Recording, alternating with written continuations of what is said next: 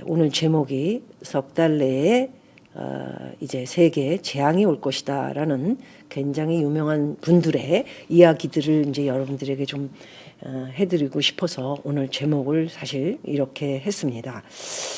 그 내용은 어떤 것이냐면은 저도 이게 3대 그 투자가 워런 버핏과 조지 소로스, 짐 로저스 이 세 사람이 그래도 3대 투자자 중에 여러분들이 가장 많이 알고 이분들의 이야기를 우리나라뿐이 아니고 뭐 미국을 비롯해서 호주, 캐나다, 유럽 할 거 없이 굉장히 많이 이분들이 얘기하는 책이라든가 미래에 대한 예측을 이렇게 점쳐서 많이들 듣고 그리고 예측하는 일들이 굉장히 많이 있는데요. 이분이 얘기한 세계 3대 투자자 중에 짐 로저스가 이번에 많은 이야기를 미래에 대한 이야기를 했고요. 다음에 그 책도 내서 이제 여러분들이 책을 만나 보셨을 겁니다. 위기의 시대 돈의 미래라는 책입니다. 그래서 짐 로저스는 홀딩스 회장으로서요. 분석을 한 것이 2019년부터 2008년에 일어난 글로벌 금융 위기를 훌쩍 뛰어넘는 만큼 큰 위기가 이제 나올 것이라는 경고를 했습니다. 짐 로저스의 예언 오늘 그 제목처럼 투자자들이 이제 이렇게 굉장히 유명하신 몇 분 중에 한 분이 이번에 굉장히 대폭락 재앙이 올 것이다라는 이야기를 어떤 분이 여기 또 써 주셨더라고요. 송정의 씨도 이렇게 얘기를 하셨네요. 그래서 먼저 짐 로저스는 그 1987년 블랙 먼데이라고 해가지고 주식이 폭락하는 날이었죠. 그래서 그런 거를 마치고 2000년 초반 닷컴 버블이라는 것도 마치고 또 2008년 부동산 버블 이것도 마쳤고 그래서 경제 대폭락을 정확히 예측했기 때문에 아마도 짐 로저스 회장의 말을 많은 전문가들이 굉장히 믿기보다는 조금 귀담아 들어야 된다 이런 생각을 저도 갖고 있고 그렇다고 보고 있는 것이죠. 그래서 짐 로저스 회장이 이제 글로벌 금융위기가 어느 날 갑자기 닥쳐오는 것이 아니며 어느 날 갑자기 닥치잖아요. 그래서 많은 사람들이 무슨 죽는다 그러더니 뭐 죽는 게 아니고 아니 여기 무슨 무당입니까? 무당도 자기 인생 못 맞춰요. 네. 어떻게 그걸 맞춥니까?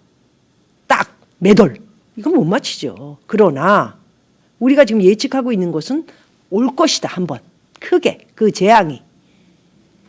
그래서 대부분의 그 사람들이 시장 참여자들이 대수롭지 않게 그 신호를 여기고 있으면 안 된다라는 것을 상기해서 생각하고 있으라는 겁니다.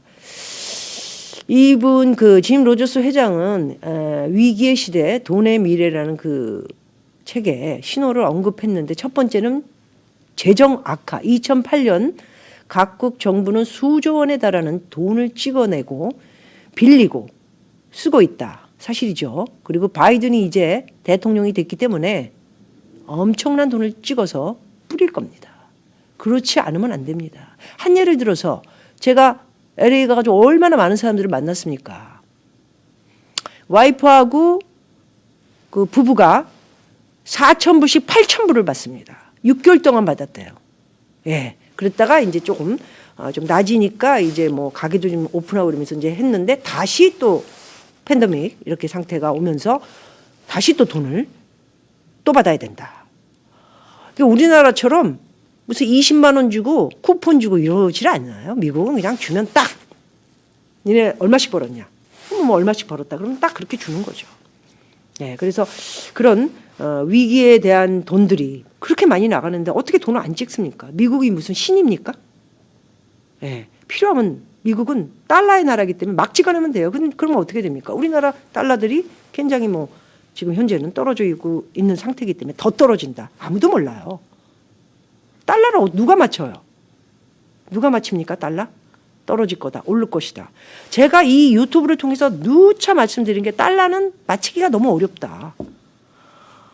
그렇기 때문에 일단 위험하다 했을 때 좀 귀담아 듣고 재테크의 확률에 달러가 조금 포함되어 있으면 안전성이 있다. 왜? 무슨 일이 닥쳤을 때. 이런 얘기를 해드릴 수 있는 것이죠. 믿거나 말거나 뭐 도움이 되시는 분들은 듣고 좀 달러의 확보를 해야 되겠다 하시는 분들은 하시면 되고, 뭐 네가 뭘 아냐 해서 뭐 알 필요도 없고 돈도 없다 안 하시면 되는 겁니다. 어찌됐든 진 로저스의 재정 악화 문제로 해서 이제 미국도 지난 6개월 동안 역사상 가장 많은 빚을 졌지요. 2008년 글로벌 금융위기 당시 세계 경제의 백기사 역할을 했던 중국마저 국가 부채가 급증을 하고 있죠. 우리나라도 마찬가지죠. 또 위기의 신호는 바로 버블인 것입니다. 과거 세계 경제 위기 당시 주가 폭락, 기업 도산, 대량 실업 등으로 본격적으로 나타나기 직전까지도 주식과 부동산이 2008년 버블 때도 그랬어요. 진짜. 제가 미국에 있었잖아요. 몰라요 사람들이. 계속 집을 사더라고. 네. 그 10%만 놓고. 서프라임 모기지 터졌을 때 막 10%만 놓고 90% 막 주고 막 그냥 하고, 저 중간에서 이거 뿌찌 먹는 애들 있잖아. 뿌찌 먹는 거. 연결해주고 뿌찌 먹는 애들.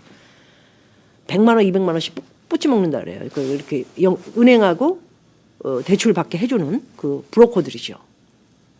그런 게 있었어요. 그래서 지금 버블 형상, 세계 경제 위기 당시 주가 폭락, 기업 도산, 대량 실업 이런 것들이 이제 주식과 부동산 가격이 무섭게 상승했던 것이 지금 공통점이다. 그렇죠. 10% 놓고 90% 놓는데 집값이 100만 불에 샀는데 갑자기 180만 불이 된 거예요. 그렇게 되니까 사람들이 너도 나도, 야근 사람들은 다 빠져나갔죠. 제가 제주도도 작년에 과감하게 덩지고 나간 사람들은 캐시 좀 챙겼어요. 저는 집을 팔 생각이 없었기 때문에 안 덩졌지, 작년부터 제가 이거 망가지겠구나 이미 생각을 했지만 10억에 산 집을 7억, 6억에 그냥 덩지고 나가면 팔렸겠죠. 저는 제주도를 사랑하기 때문에 그렇게 팔고 싶지는 않았어요. 사실. 그리고 그 집값 너무 편안하고 사랑하고 뭐 또 여유가 좀 그때 당시만 해도 있으니까 놔두자 해서 했지만, 당시에 야근 사람들은 다 치고 빠졌다 이렇게 저는 보는 것처럼 그런 것들을 잘